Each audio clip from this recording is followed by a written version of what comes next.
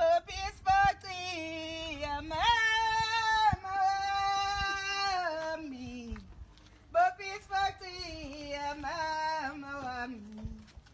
Poppies party, mama wami. Poppies party, mama wami. Poppies party, mama wami.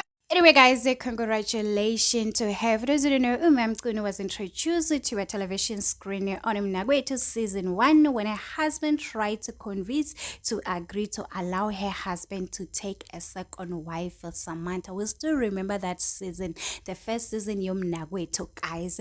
So people are really worried after seeing this video. Remember on the show, she once mentioned to say she buy things, but not in her name, but her brother's name, since she's married in community of property, guys. Now we are really happy for her. I'm not gonna lie, this woman, she's working hard. If there's one woman who's working hard, just put her in the same, just put her in the first position.